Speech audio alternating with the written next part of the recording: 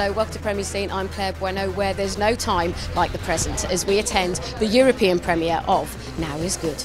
I've seen you around since we moved here. I'm meant to introduce myself. I've just taken drugs. Excellent. Have you met my mum?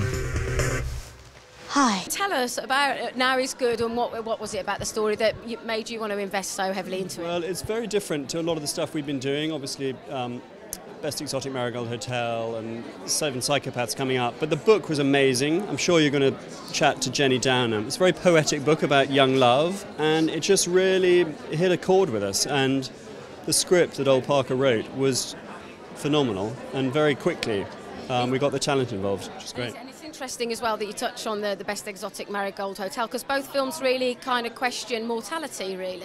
A little bit. I don't know whether it was sort of as thought out as that. Usually as a producer you're struggling to get anything off the ground, and when they happen, they happen. But this one certainly is a little bit more substantial than some of the other teen movies. And I think we're really lucky to have Dakota and Jeremy, who really just elevate it out of what could have been a really sort of maudlin tale.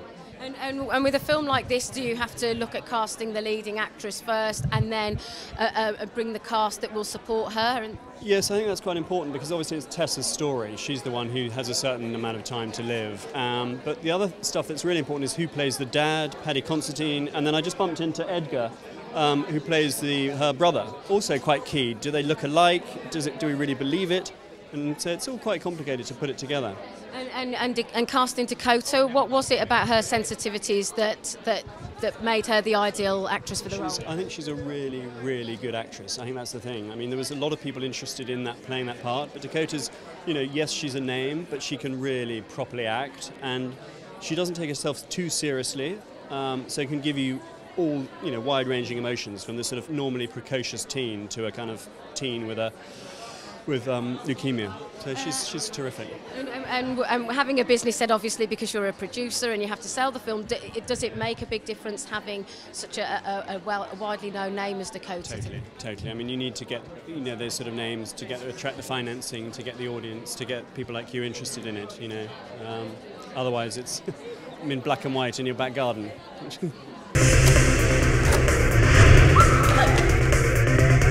I know you're looking. I'm not looking. Liar. Zoe's a very loyal friend, isn't she? Yes. Is that what attracted you to the part? Yeah, I wanted to be a part of the film because of the subject matter and the actors and the director attached to it, but I really liked Zoe. She was kind of the shining light, and she just wanted to have some fun and be a teenage girl, and I think Tessa needed that. She needed to be reminded that she was just a teenage girl, and that's what's important. Yeah, there's a mischievousness about her, isn't there? Yeah, I know, whether the things she does are legally or morally right or wrong, her intentions are good. She's a good person, and she just wants her friend, and that's all there is to it, really. And you also go on a story arc of your own, don't you? Yeah. So it's good. It kind of develops as the film goes on. I've not actually seen the film yet, so I'm not quite sure how it plays out on screen, but I'm watching it tonight for the first time. It is a weepy. Okay, good. That's what everyone keeps saying. I'm worried. I didn't bring any tissues. Well, I didn't, and I wish I had. And do you think that the relationship between Zoe and Tessa, do you think Zoe sees life in a different way because of the experience that she has? Yeah, I think definitely something like that will always change you, and I think it's something that you don't know until you experience. You can't really plan how you're going to react in that situation, and that's what I liked about Zoe. She kind of went with the flow, and just, obviously it would change her forever, but I think the love and the happiness that they share will kind of be what stays with her. A very brave young lady indeed. Tessa Scott. So what's your angle going to be? Is it the whole dying girl thing, or do you have something original planned? Tessa. So you chose to give up the treatment. That's a big decision for a 17-year-old. Yes, this is a great film for you to be a part of, isn't it? Yeah, brilliant. How did you get involved with it? Well, I went to drama school, and then my agent Esther gave me an audition, and then I just did the audition and ended up getting the part. And what was it about the part? Because you're quite a naughty little boy, aren't you? Yeah. Was that quite fun for you to play? Yeah, it was a really enjoyable part. And had you had any idea that you're going to be acting with Dakota Fanning? Yeah. My agent said. And was that intimidating for you at all? Yeah.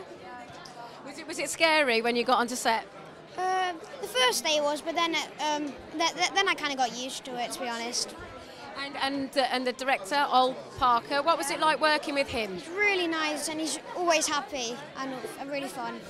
How much longer do I have? I would encourage you to do the things you want to do. I've got a list. Would you like to go on a date with me? Like a proper one? Excellent. Long cross-country hike. It's worth it, yeah? Yes. The story that when we first pick it up, we see Tessa. She's quite advanced into her illness, and I just wondered, for you as a screenwriter and a director, did that give a sense of emergency to the storyline, really? Yeah, it's great. I mean, it's a cancer story where you can miss out on the 20 minutes of happy life, then the diagnosis, and then the gradual progression. All that's gone, all that's happened before the film, so you can just crack on, basically. You can start with it. I mean, the reason I think that I loved the idea that I loved the book was because the things on Tessa's list that she wants to complete before she dies are so mundane, they're so kind of ordinary, and but they're invested with the ferocious intensity, A, of being a teenager anyway, and B, of being a teenager, with a very, very short life to come. And so that's what I loved about it, and so I loved the idea that the film could start off at that speed, basically. It's a real simplicity there is a simplicity. Yeah, there is, and also there's no doubt about the ending. You're told right at the beginning, that's the end, this is where we're headed, and so there's no kind of there's no mystery. It's just a kind of pell-mell rush towards a conclusion. And for you, having to get into the mindset of an adolescent teenager, not only that's dying, but she's actually. It's a coming-of-age story for her as well, isn't it? It is. It was easier for me to get into the role of the dad because I have girls who I can, and so all of that stuff that he says is all from me, basically, just the dread at my kids growing up and having boyfriends. But yeah, no, it was difficult to pretend I was an adolescent. Basically, my style of directing is to hire really good people and then get out of the way. And so I just was like, yeah, you guys, if there's anything that's really uncool, then fix it. And so, yeah. And as a screenwriter, going into directing as well, does that give you more of a sense of ownership to the story and your vision really for it? It makes you... Sorry, it's bizarre, isn't it? Oh, that's great. Dakota looks nice, doesn't she? She looks good. Stella McCartney. It is Stella McCartney, very nice, yeah, it is. Yes, it does, yeah, yes, it does, yeah. I mean, there's no one else to blame, which is both good and bad, I think. Thank you very much, Al. Lovely to meet you. He's a hot butter biscuit, that one. What are you doing? As much as I can, as fast as I can. What do you really want? I want you to be with me and Dad, to hold me when I get scared. We meet again. Yes, hi. God, yeah, I've been a bit of a red carpet slut this week. You've been about. I have. I've been about. I've been around the block. It's a tough life if you can get it. It is actually quite hard work. Standing in these hills is exhausting. And the part that you're playing in the film, she's quite a bohemian, isn't she? Yeah, she's not unlike the Countess Vronskaya, I like to think. We've seen a lot of biopics or true stories about people who've shown unbelievable strength in these situations.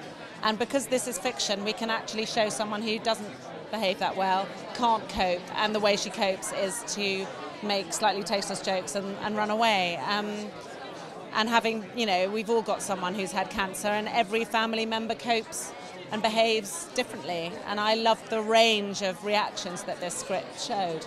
It does actually, because we see at the beginning she's just not in control, is she? No, and it doesn't sort of say it explicitly, but there's kind of senses that she buggered off out of the marriage when she couldn't cope with the fact her daughter was dying of cancer. And mothers often have problems with their daughters kind of upstaging them in whatever context, and you could see that she just didn't want to have to deal with it. Is that interesting for you then, as a character, to kind of, as an actress, to delve into a character that actually hasn't really done the right thing by her daughter? No, she's very flawed, and I think every mother feels guilty in some way, and as if they're flawed. And my daughter had an earache the other week, and I couldn't do anything to help it, and I couldn't cope with watching her suffer, and that was an earache. Helplessness. Yeah, and so I feel that we all have a kind of ability to extend that and imagine beyond. The other thing that I liked was that the kind of relationship between yourself and Paddy Considine. I mean, you wonder actually, they're polar opposites. I mean, you can tell by their houses, one's chaotic, one's in order.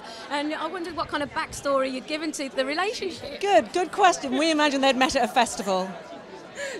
And it was a bit of an accident. And they stayed together for a while they could, and I actually do think that the mother couldn't cope with the cancer. I mean, the idea in the script is that the cancer's been around for a while, and that she couldn't deal with it. That was a good question. Thank you very much. And I'll leave it while I'm on top. Olivia, lovely to meet you. Thank you. What's the worst that can happen? It'll hurt. It already hurts. Congratulations with the film. Thank you so much. Thank you. Adam's got great integrity, the character Adam, and is that for you great as an actor to explore? You know, I think he's, you know, he is generally a good guy. He's a very hurt and damaged person, you know, and I think that's you know, he's an introvert, and his father's died a year ago, and the way he's dealt with the grief is by locking himself away and hiding away and staying at home with his mum, and kind of not going to, he doesn't go to college anymore, and he just kind of stays in his own little world. And then he meets this girl Tessa, who is forced to make the most out of every moment because she has to, and that kind of brings him out of his shell. And you know, their relationship is not an average teenage relationship. This is, you know, it's so intense because they don't have they have to, you know, and it's, I think that's what makes it so moving, I guess. Yeah. Do you think he's a brave character? Do you think he's a brave man? Take on Tessa? He's certainly not at the beginning, and this is again what makes it interesting. He doesn't want to, you know, and that's he's still hurting from his father passing, and he doesn't think he can deal with it again. And what's great is that he has that fear and he does face it. So yeah, maybe he is a brave guy. I don't know. Yeah. Do you think from his relationship with Tessa, he then sees the world in a different light?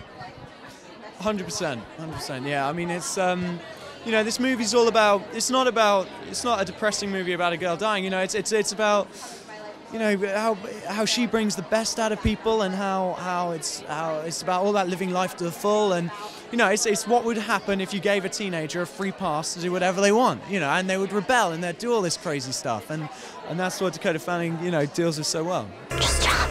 It's too bloody far. Good night, then. Oh, wait. What are you doing? I'm psyching myself up. When we see Tessa at the beginning of the film, I think she's very brave. Would you say that she is? Yeah, totally. I think she's a really brave character, and I think anyone who goes through what the character has been through is like superhuman, you know? And for you as an actress, playing a part of somebody that's got nothing to lose, is that liberating for you? Yeah, I mean, well, I don't know if it was liberating for me as a person. I mean, the character was amazing to play, but certainly playing a character that does feel liberated is kind of a challenge in a way, but yeah, it was really interesting. And she seems a naive person as well. Did you see her as that? Maybe she'd been kind of protected by her family, particularly her father, and there's a naivety to her.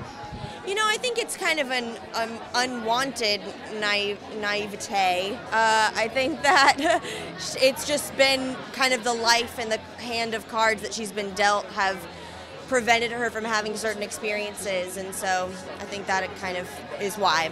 And we see you with a very different look with short hair, so how does that affect you and affect your performance?